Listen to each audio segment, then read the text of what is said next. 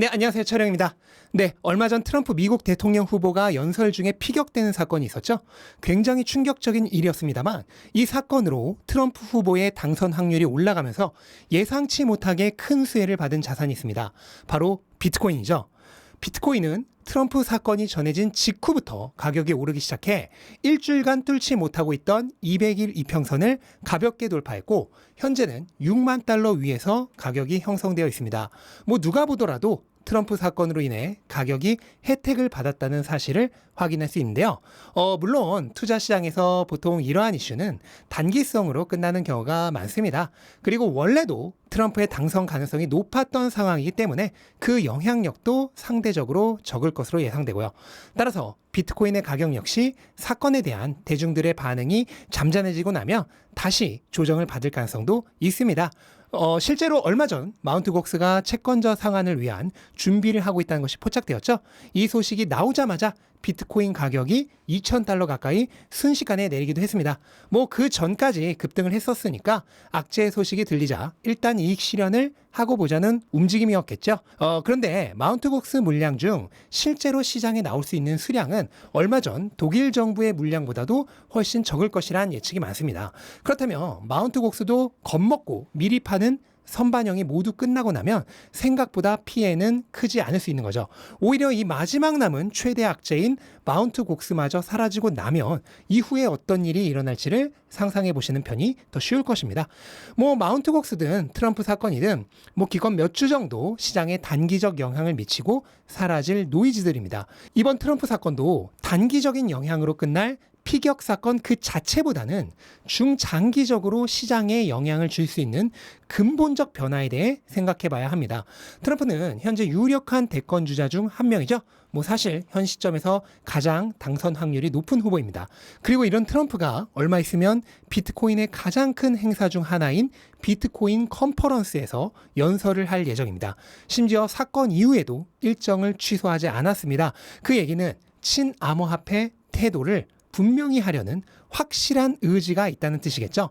뿐만 아닙니다. 이번에 선정한 부통령 파트너는 비트코인을 10만 달러 이상 가지고 있으며 친암호화폐 법안에 투표했던 대표적인 암호화폐 측 의원입니다.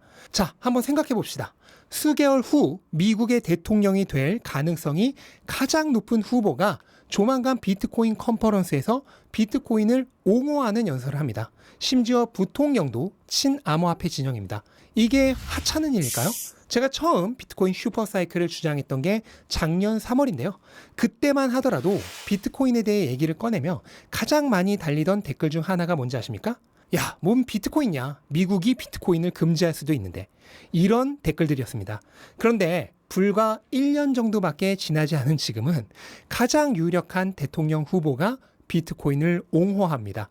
현물 ETF가 승인되고 전통 금융회사들이 비트코인을 사기 시작합니다.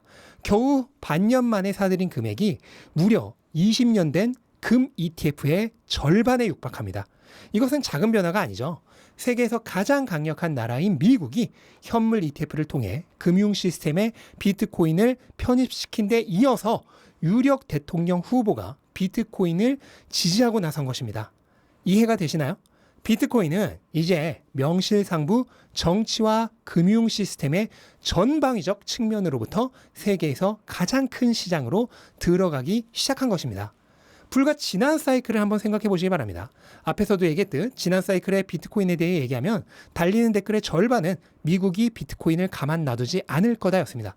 4년이 지난 현재는 유력 대통령 후보가 지지를 표명하고 있습니다. 그런데 가격은 그때와 같죠. 이게 무엇을 의미할까요? 비트코인의 인지도와 브랜드 지위 상승, 그리고 전통 금융으로부터의 수용도 등등 펀더멘털적 가치는 지난 사이클과 비교도 되지 않을 정도로 성장했지만 가격은 오르지 않았다는 사실이죠. 그렇다면 그 의미는 엄청난 저평가 구간이라는 얘기입니다. 비트코인은 주식과 부동산 같은 기존 자산들과는 다르게 철저하게 구매력 저장이 목적인 자산이죠. 따라서 궁극적으로는 오직 공급과 수요에 의해서만 가격이 결정됩니다. 공급 측 펀더멘털은 어떤가요? 비트코인의 공급량은 한정되어 있고 바뀌지 않습니다. 매 4년마다 공급량이 절반이 됩니다. 이러한 절대적 희소성이야말로 비트코인이 가진 최대 펀더멘털적 가치죠. 수요 측면은 어떨까요? 수요 측면의 핵심 펀더멘털은 비트코인이 얼마나 받아들여졌고 얼마나 채택되었는지가 되겠죠. 그런데 세계에서 가장 강력한 나라의 유력 대통령 후보가 옹호할 정도로 인식이 개선되고 규제적으로도 받아들여지고 있습니다. 이게 작은 일일까요? 아니죠. 펀더멘털의 기반 자체가 완전하게 뒤바뀌는 특이점에 해당하는 거대한 변화입니다.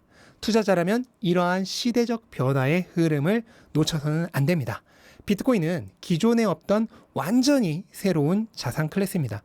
현존하는 수많은 자산들의 일부가 향후 비트코인으로 유입되는 돈의 디지털 트랜스포메이션이 일어나게 될 겁니다. 당연히 이 거대한 흐름에 맞춰서 엄청난 부의 대이전이 이루어지겠죠.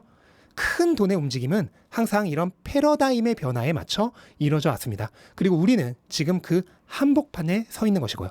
근데 아직도 너무 많은 사람들이 이러한 변화를 보지 못하고 있습니다. 아무리 대단한 시대적 혁명이라 하더라도 대부분 그 한복판에 있는 사람들은 다 지나가기 전까지는 알아채지 못했던 게 인류의 역사죠. 왜 그럴까요? 깨어있지 않기 때문입니다. 깨어있지 않으면 주의력과 통찰력이 무뎌지고 그로 인해 눈 뜨고도 시대의 변화를 놓쳐버리게 되는 겁니다. 모든 사람이 다 알 정도로 지나간 후에는 그게 엄청난 일이었구나 하고 알게 되겠죠. 비트코인에서도 같은 일이 일어날 것입니다. 그런데 당연한 얘기겠지만 모든 사람이 알게 된 후에는 투자의 기회는 없습니다. 투자란 지금의 가치에 대한 행위가 아니라 미래의 가치에 대한 행위이기 때문입니다. 아직 사람들이 눈치채지 못하고 가치를 몰라줄 때 투자의 기회가 있는 거죠. 바로 지금 같은 때 말입니다. 비트코인은 다음 사이클만 지나가도 보통 사람이 단 한 개를 온전히 소유할 수 없는 자산이 됩니다. 비트코인은 2,100만 개밖에 없죠. 전 세계에서 100만 달러 이상 순자산을 가진 사람이 7천만 명에서 8천만 명 정도라고 하는데 이들에게 다 나눠준다 해도 한 사람당 0.2개밖에 못 가져요. 2030년이 지나가면 보통 사람이 한 개를 완전히 가진다는 것은 꿈과 같은 일이 될 겁니다. 아직은 보통 사람도 한 개를 온전히 살 수 있죠. 하지만 곧 그렇게 될 수 없는 날이 옵니다. 비트코인은 주식과 같은 일개 기업이 아니죠. 그 자체가 하나의 산업이고 자산 클래스입니다. 그리고 새로운 자산 클래스가 생기면 돈은 그걸 가만 놔두지 않습니다. 바로 최근에도 블랙록의 CEO인 레리 핑크가 같은 취지의 발언을 했죠. 비트코인은 다른 자산 클래스 간의 상관관계가 낮기 때문에 포트폴리오의 리스크를 분산시킬 수 있으며 이에 따라 향후 포트폴리오 구성의 필수 요소가 될 거라 했습니다. 앞으로 수많은 자산들이 조금씩 이 새로운 자산 클래스로 흘러 들어올 겁니다. 언젠가는 비트코인의 시가총액이 웬만한 산업 하나의 규모로 커질 겁니다. 그리고 지금이 그러한 부의 대이전에 앞서서 미리 돈이 이동할 곳을 선점할 수 있는 최적의 기회이자 마지막 기회인 거죠. 결국 주의력과 통찰력을 가진 깨어있는 사람들만이 그 기회를 가지게 될 겁니다. 저는 이 영상을 지금 보시고 계신 모든 분들이 그 깨어있는 사람들 중 하나가 되셨으면 좋겠습니다. 네, 이것으로 영상 마치겠습니다. 영상 도움되셨다면 구독과 좋아요, 알림 설정까지 꼭 부탁드리고 즐거운 하루 되시기 바랍니다. 감사합니다.